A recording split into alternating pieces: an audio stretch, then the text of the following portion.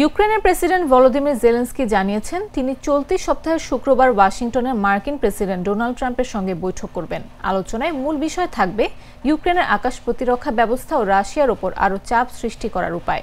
Zelensky জানান ওয়াশিংটনে তিনি সেখানে অবস্থানরত ইউক্রেনীয় প্রতিনিধি দলের সঙ্গে যোগ দেবেন, যারা বর্তমানে মার্কিন রাজনীতিক ও কোম্পানিগুলোর সঙ্গে বৈঠক করছে। তিনি আশা করছেন শুক্রবার ট্রাম্পের সঙ্গে তার বৈঠক অনুষ্ঠিত হবে। এক সাংবাদিক প্রশ্নের জবাবে ট্রাম্পও বিষয়টি নিশ্চিত করেছেন। মধ্যপ্রাচ্য সফর শেষে ওয়াশিংটনে ফেরার পথে এক সংক্ষিপ্ত বিরতির সময় তিনি বলেন, এটি হবে জেলেনস্কির চলতি বছরের জানুয়ারির পর থেকে তৃতীয়বারের মতো হোয়াইট হাউস সফর।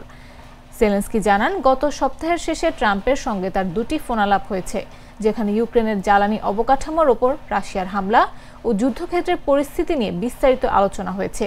জেলেনস্কি বলেন তিনি যুক্তরাষ্ট্রে গিয়ে আরও কয়েকটি গুরুত্বপূর্ণ বৈঠকে অংশ নেবেন, যার মধ্যে থাকবে মার্কিন প্রতিরক্ষা কোম্পানি, সিনেটর ও কংগ্রেস সদস্যদের সঙ্গে আলোচনা।